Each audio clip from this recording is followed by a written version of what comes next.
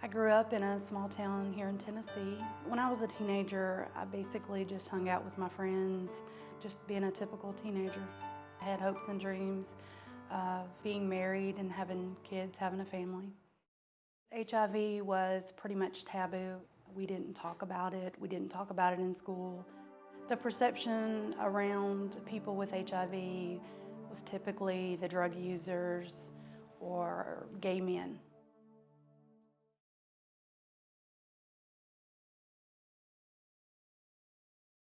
My first serious boyfriend was after I graduated high school. I was 19. We ended up really liking each other. Our relationship evolved. We eventually had unprotected sex.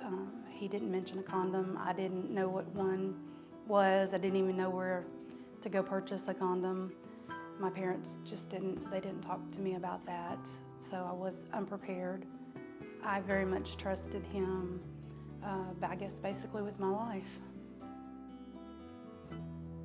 About a year into our relationship, I went into the doctor. I had an ear infection. I was told I had thrush, and for a normal 20-year-old female with no other evident health problems, this wasn't normal, and the doctor suggested that I get an HIV test. I was hysterical. There's no way in the world that this could happen to me. I wasn't a gay male. I wasn't an IV drug user, so how could this happen to me? Well, every person's body type is different. Sometimes you can be infected with the virus and experience flu-like symptoms immediately, or a HIV-related condition like with Tina. Sometimes people can live with the virus for up to 10 years without even knowing it. That's why we encourage everyone to get an HIV test and know their status. I went to the health department to have the test. I had to wait 2 weeks for the results. So that was 2 agonizing weeks that I had to think about my life as a whole. What was I going to do if this were to be positive? Had a lot of thinking to do. I basically just screamed. I started crying. I was hysterical. My mom, my cousin heard me from the waiting room, and they knew the results at that point. I talked to Andy, the guy I was with, and I asked him, did he have something to tell me? And he basically just kind of shrugged his shoulders, and there was no remorse on his face, and he said we would talk about it later.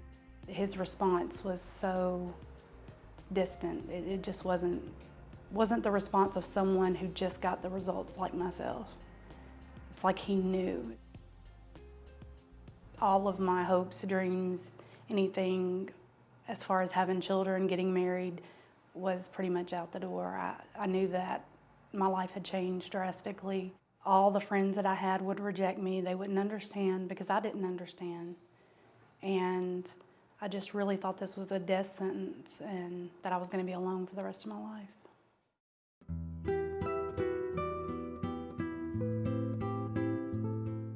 Let's just get married because you're the only person I know with it. I'm the only one that you know with it, as far as I knew. And we might as well get married because we're going to be alone. I've always had a close-knit family growing up, so they never turned their back on me. If anything, they embraced me more. Some families, they are not supportive. There's no support system for a lot of people that are diagnosed. I was one of the fortunate ones. When someone's first diagnosed with HIV, it comes with so many challenges. And so we offer counseling services to help our clients face those issues. Living with HIV is difficult in general, but particularly for women because of the issues that we experience in terms of shame, fear, stigma. Will I be able to have a normal life per se? Will I be able to date and get married and have a family? And so that can be very daunting and very isolating for women.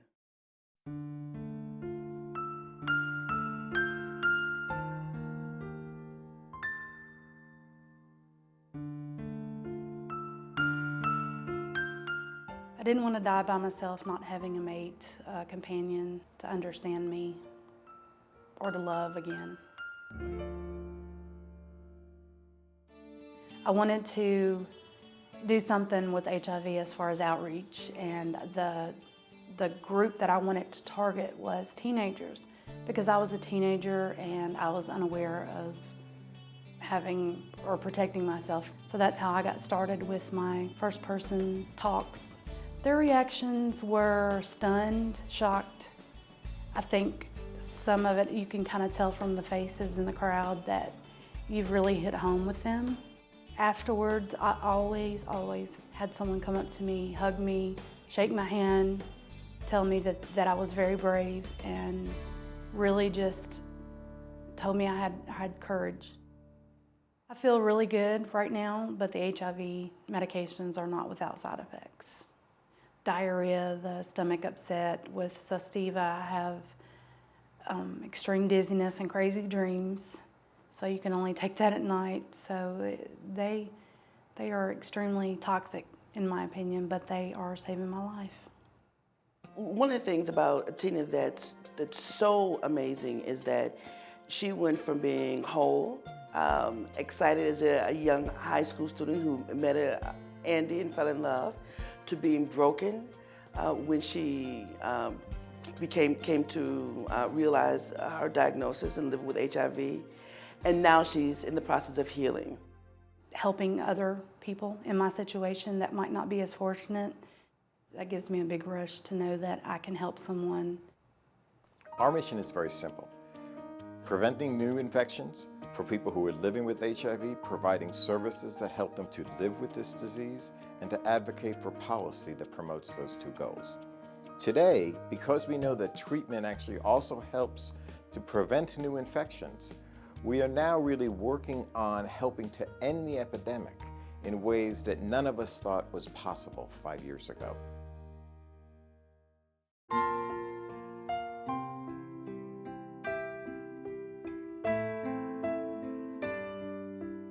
Nashville Cares, in essence, has saved my life.